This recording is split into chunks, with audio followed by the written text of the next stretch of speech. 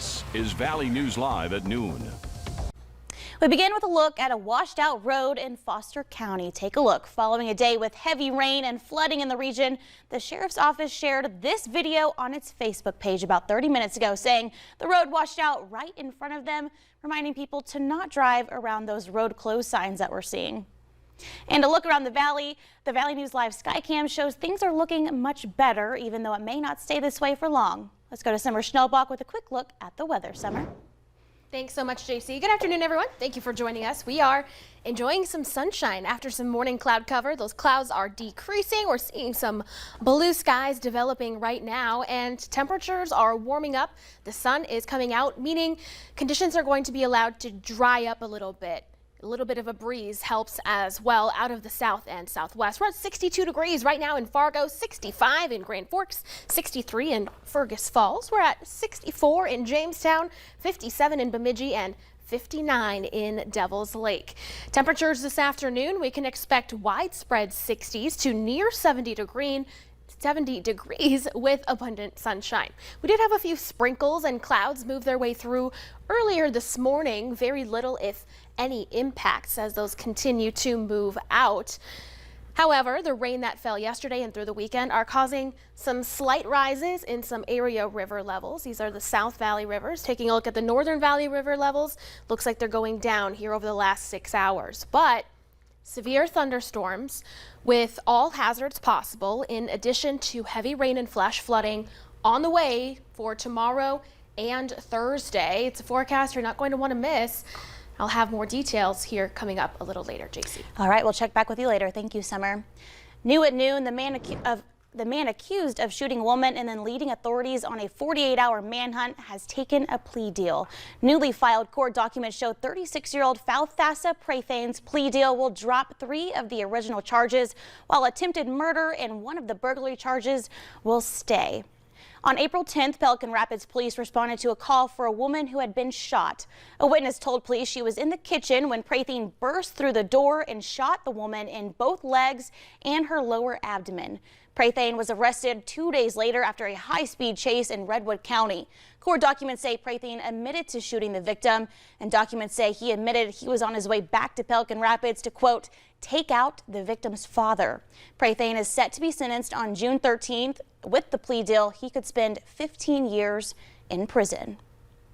Also new at noon, one man was booked into Cass County Jail after police say he crashed a car while drunk driving.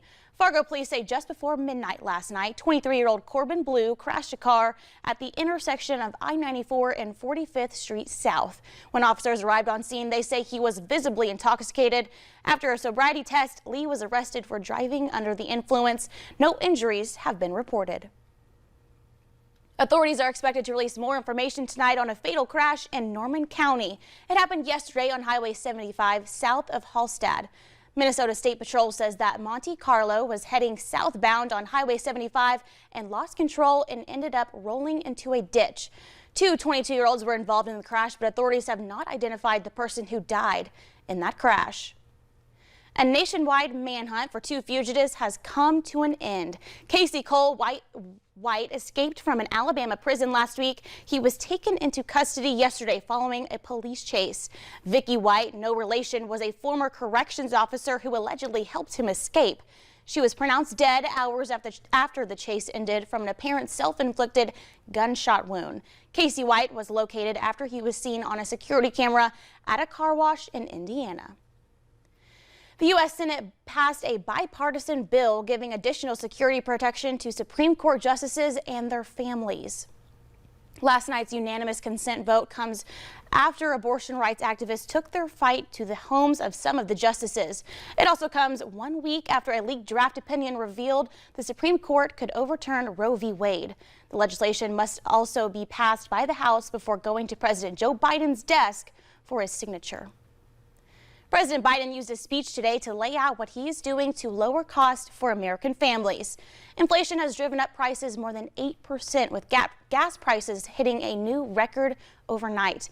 According to AAA, as Nancy Cordes reports, inflation is to become a key political issue leading up to the midterm elections. Gas prices shot up 17 cents this past week. The relentless price surge could prove costly in November's midterm elections. Certain purchases I used to make, I just can't make them purchases no more. The rising cost of food has pushed budgets to the brink. From coast to coast, local airwaves are filled with stories about the rising cost of everything. Soaring housing prices are a sore subject for many in South Florida. Gas prices in Pennsylvania soar to a new record. The Eastern Plains is filled with farmers feeling the pinch in this tight economy. The issue is now dominating President Biden's agenda. My top priority is fighting inflation and lowering prices for families. The president is taking some action, releasing 1 million barrels per day from the Strategic Petroleum Reserve to bring down gas prices, asking Congress to pass clean energy and vehicle tax credits, and boosting the fuel economy standards for cars and trucks.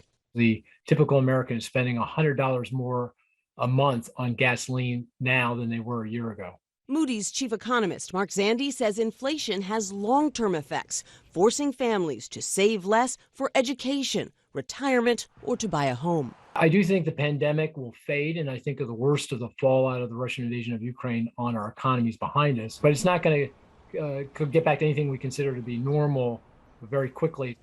This has already become a top campaign issue. We are seeing ads about inflation in loads of congressional races. And that's why everyone is going to be watching so closely tomorrow when new numbers are released that economists predict could indicate a slight slowing in inflation over the past month. Nancy Cordes, CBS News, the White House. Between 5.3 and 14.2 million low-income people could lose Medicaid coverage following the end of the public health emergency and federal contingent enrollment requirement. The family's first Coronavirus Response Act was passed during the coronavirus pandemic and prevents people from being disenrolled from Medicaid in exchange for additional federal funds. The public health emergency declaration will be in effect through mid-July of this year. It is expected that the continuous enrollment requirement will end on August 1st. Coming up at noon, it's getting harder to find baby formula. We'll explain why the problem is getting worse.